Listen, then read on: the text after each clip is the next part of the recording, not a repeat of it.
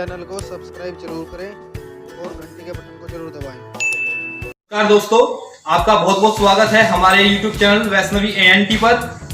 दोस्तों, आज हम लेकर आए हैं आपके सामने एक नई वीडियो, जिसमें हम काला चिट्ठा खोलेंगे सरकारी कर्मचारी और सरकारी शिक्षकों के वेतन का। किस प्रकार से समाज में शिक्षक की छवि को किया जा रहा है धूमिल, तो किस प्रकार से शिक्षक के सम्मान पर किया जा रहा है कुठाराघात, किस प्रकार शिक्षक के वेतन को बढ़ा चढ़ाकर दिखाकर किया जा रहा है दुष्प्रचारित। तो क्या है सरकारी शिक्षक के वेतन का काला सच।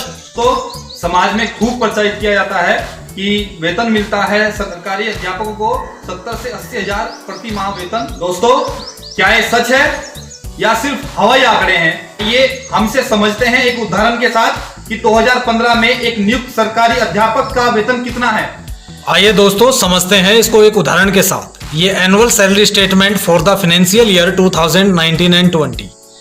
हमारे सामने एक सैलरी सीट है जो 2019-20 की है, और ये एक ऐसे सरकारी अध्यापक की है जो वर्ष 2015 में नियुक्त हुआ है। तो देखते हैं इसकी बेसिक पे क्या है। सबसे पहले मार्च 2019 में हम देख लेते हैं कि इस व्यक्ति की बेसिक पे है 49,000 रुपये। उस पर DA यानी डियरनेस अलाउंस, ये इसको मिल रहा है 4410 रुपये। HRA, ये HRA house rent allowance, house rent allowance मिल रहा है 3600 रुपये। इसके बाद हिल अलाउंस है जो 460 रुपये पर मंथ मिलता है। और यहाँ पर NPS जो न्यू पेंशन स्कीम है, उसमें गवर्नमेंट का जो कंट्रीब्यूशन है वो है 5341 रुपये। यानी अगर हम इसका टोटल औसत करें तो मार्च 2019 में इस सरकारी अध्यापक का जो वेतन होता है वो 62,811 रुपये बनता है। तो आपको लग रहा होगा कि इस व्यक्ति की मासिक जो इनकम है, जो वेतन है, वो 62,811 रुपये है। क्या ये सच है? आइए समझते हैं इसकी इन आंकड़ों के पीछे का सच क्या है। NPS में जो कंट्रीब्यूशन हुआ है वो हुआ है 5341 रुपये। दोस्तों, आप देख रहे हैं ये NPS गवर्नमेंट का जो 5341 रुपये हुआ है। इसी प्रकार से इस व्यक्ति का जो सरकार ने डाला वो भी 5341 रुपये हुआ है। ये गया, ये दोनों रुपए जो गए हैं ये इसके खाते से कटकर चले गए हैं न्यू पेंशन स्कीम के खाते में। इसके बाद इस व्यक्ति ने पर मंथ 1000 रुपये एडवांस इनकम टैक्स कटवाया है। यहाँ पर इस व्यक्ति के खाते से कटी है GIS यानी जनरल इंश्योरेंस स्कीम के तहत 140 रुपये, और GIS इंश्योरेंस में इसके गए हैं 60 रुपये। तो कुल मिलाकर टोटल जो इस व्यक्ति ने पेमेंट की है जो इसके खाते में नहीं आई वो हुई 11,882 रुपये। तो इस प्रकार से इस धन को काटने के बाद इस व्यक्ति के खाते में जो नेट इनकम जाती है मार्च 2019 में वो है 50,929 रुपये। जबकि दिखाया जा रहा है आंकड़ों में कि इस व्यक्ति को सरकार द्वारा दिया जाने वाला मासिक वेतन 62,811 रुपये है, लेकिन एक्चुअल वेतन ये नहीं है। एक्चुअल वेतन है 50,929 रुपये जो इस व्यक्ति के सेविंग अकाउंट में पहुंचता है। इसी प्रकार से अप्रैल, मई, जून, जुलाई, अगस्त, सितंबर, अक्टूबर, नवंबर, दिसंबर, जनवरी, फरवरी, मार्च से फरवरी तक आपके कुल 12 महीनों का जो औसत वेतन दिखाया जाता है, अगर हम उसको देखें तो बेसिक पे का जो टोटल है वो 5,91,000 रुपये है। इसके बाद DA का जो टोटल है वो 81,850 रुपये है। इसी प्रकार HRA का जो टोटल है वो 43,200 रुपये है। इसके बाद जो NPS में गवर्नमेंट ने शेयर दिया है वो 93,533 रुपये दिया है, और हिल अलाउंस 460 रुपये पर मंथ के हिसाब से टोटल 12 महीने का 5,520। और इस व्यक्ति को जो मिलने वाला एरियर या अवशेष है उसको भी मिलाकर अगर हम जोड़ें तो ये 11,760 रुपया होता है। तो टोटल आपके सामने जो फिगर दिखाई गई है 12 महीने की 8,26,863 रुपये। तो आपको लगता है कि इस व्यक्ति को एक वर्ष में इतनी वेतन दी जाती है, लेकिन इसके अलावा दीपावली पर इस व्यक्ति को 6,908 रुपए बोनस भी दिया गया है। अगर हम अब इन दोनों फिगर्स का टोटल कर लेते हैं तो एक वर्ष में इस व्यक्ति की जो टोटल इनकम बनती है दोस्तों वो 8,33,771 रुपए होती है।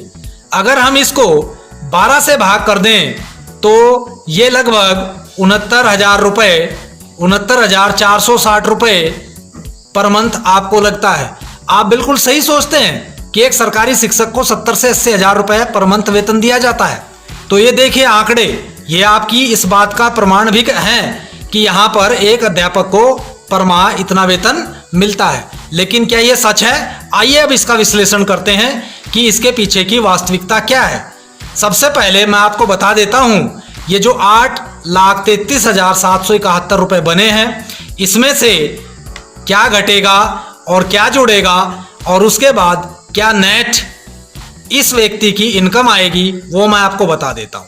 देखिए, हाउस रेंट अलाउंस, आप जहां भी रहेंगे अगर आपके पास अपना मकान नहीं है तो आपको ये हाउस रेंट अलाउंस जो है चुकाना होता है। आप कहीं भी कमरा लेते हैं तो कोई भी व्यक्ति अगर बाहर कमरा लेता है तो उसके बेसिक वेतन, जो उसका बेसिक वेतन है यानी कि ये 49,000 रुपये, इसका 10% यानी इसका 10% जो होता है दोस्तों ये 4900 रुपये पर मंथ होता है। इतने रुपए पर मंथ तक का किराया आप किसी भी कमरे के लिए खर्च कर सकते हैं। तो इस व्यक्ति ने इतना किराया खर्च ना करके केवल इसको जो वर्ष में दिया गया है 43,200 रुपये, इसको हम इसके मूल वेतन से घटा देते हैं, इसकी ग्रोस इनकम से घटा देते हैं। इसके बाद जो टोटल देखिए आप हिल अलाउंस, यहाँ पर हिल अलाउंस जो मिल रहा था 5520 रुपये, लेकिन इनकम टैक्स डिपार्टमेंट इस 5520 रुपये को घटाने की इजाज़त नहीं देता। इसमें से इस व्यक्ति के द्वारा केवल 3600 रुपये ही घटाए जा सकते हैं। इन दोनों राशियों का जो टोटल होता है दोस्तों वो होता है 46,800। तो इस व्यक्ति के कुल ग्रोस वेतन से 46,800 रुपये काटने के बाद इस व्यक्ति का कुल औसत वेतन बचता है 7,86,971 रुपये। अब आपको लग रहा है कि क्या ये इसका एक्चुअल वेतन है? नहीं दोस्तों। इसके बाद आगे बढ़ते हैं। इस वेतन में से इनकम टैक्स डिपार्टमेंट एक डिडक्शन करता है और यह है 50,000 रुपये वर्ष 2019-20 के लिए। अगर आप सोचते हैं कि ये क्यों काटा जाता है तो इसमें कई प्रकार के ऐसे टैक्स होते हैं जैसे मनोरंजन कर वगैरह, इन सब को ऐड करके 50,000 रुपये काटने के बाद इस व्यक्ति की वेतन बचती है 7,36,971 रुपये। तो क्या ये इसकी वास्तविक वेतन है? ये भी इसकी वास्तविक वेतन नहीं है। आइए दोस्तों अब समझते हैं फिर इस व्यक्ति की वास्तविक वेतन क्या है, इस अध्यापक की वास्तविक वेतन कितनी है। इस 7,36,971 रुपये में से देखिए एक धारा होती है जिसके अंतर्गत आप बचा सकते हैं 1.5 लाख रुपए तक, तो वो कहलाती है ATC। ATC में इस व्यक्ति ने जो GIS यानी जनरल इंश्योरेंस स्कीम में अपना अभिदान दिया है वो टोटल गया है 2400 रुपये। इसके बाद इस व्यक्ति ने चूंकि अपनी आय से ही बचत की है तो इसने SSA सुकन्या समृद्धि योजना जो सरकार द्वारा चलाई जा रही एक योजना है उसमें 41,000 रुपये का अभिदान जमा किया है। इसने बच्चों की ट्यूशन फीस 20,120 रुपया जमा की है। इसके बाद इसने पब्लिक प्रोविडेंट फंड यानी PPF में जमा किए हैं 12,000 रुपये। तो देखिए दोस्तों ये 1.5 लाख रुपए भी इसमें पूरा नहीं कर पा रहा है, तो इसने केवल जमा किए हैं 75,520 रुपये। इसके अतिरिक्त जो सेक्शन 80CC-D1 जिसमें एम्प्लॉइज का कंट्रीब्यूशन है, एम्प्लॉइज का जो टोटल कंट्रीब्यूशन है दोस्तों, अगर हम इसकी एनुअल सीट की विवेचना करते हैं तो 68,462 रुपये है, जिसमें सेक्शन 80CC-D1 एम्प्लॉइज कंट्रीब्यूशन में से 50,000 रुपये मैक्सिमम छूट यहाँ पर 80C में इसको मिलेगी। तो टोटल इसका 75,520 और 50,000 रुपये जोड़कर होता है 1,25,520 रुपया। इसका जो टोटल कंट्रीब्यूशन था इस एम्प्लॉय का वो था 68,462 रुपये।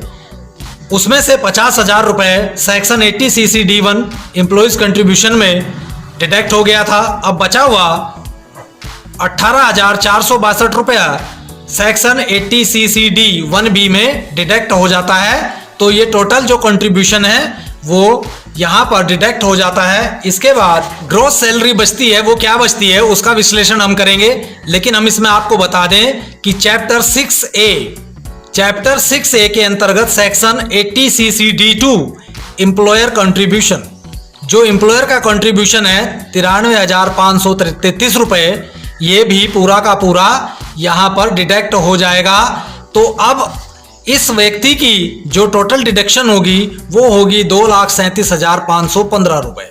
तो दोस्तों ये सब काटने के बाद इस व्यक्ति के पास जो टोटल धनराशि शेष बचती है ये होती है 4,99,460 रुपया, 4,99,460 रुपए प्रति वर्ष। अब हम 4,99,460 रुपए को दोस्तों अगर 12 से भाग कर दें तो अब आप देखिए कि इस व्यक्ति का मासिक वेतन कितना बनता है जो नेट इस व्यक्ति के खाते में बचता है, आता है। तो देखिए ये टोटल वेतन हमारा कितना बनेगा। आप 12 से 4,99,460 रुपए को डिवाइड करेंगे तो दोस्तों ये बचेगा 41,622 रुपए, 41,622 रुपए। जी हाँ, प्रचारित किया जाता है कि वेतन दिया जा रहा है 60-70 से 80,000 रुपए प्रति माह, लेकिन जो एक्चुअल वेतन होता है वो होता है 41,622 रुपए। तो दोस्तों ये है वेतन के पीछे के सही और सटीक आंकड़े। जबकि समाज में अध्यापक और सरकारी कर्मचारी की छवि को धूमिल करने के लिए बार बार प्रचारित किया जाता है। हर व्यक्ति यही कहता है कि सरकारी अध्यापक को 60-70-80,000 रुपए प्रति माह वेतन मिलता है, वो बिल्कुल नहीं मिलता। अब आप देखिए सटीक आंकड़े क्या कहते हैं। इस वीडियो को देखने के लिए आप सभी का बहुत बहुत धन्यवाद। वीडियो के माध्यम से आप देख लिए होंगे आपने ये सटीक आंकड़े क्या हैं और कितना वेतन सही मायनों में एक अध्यापक को मिलता है। अगर आप इस वीडियो के बारे में अपनी कोई राय देना चाहते हैं या फिर इनकम टैक्स के बारे में कुछ टिप्पणी करना चाहते हैं तो आप कमेंट बॉक्स में अवश्य लिखें। और दोस्तों चैनल को सब्सक्राइब करना ना भूलें और इस बेल आइकन को भी जरूर प्रेस कीजिएगा। धन्यवाद।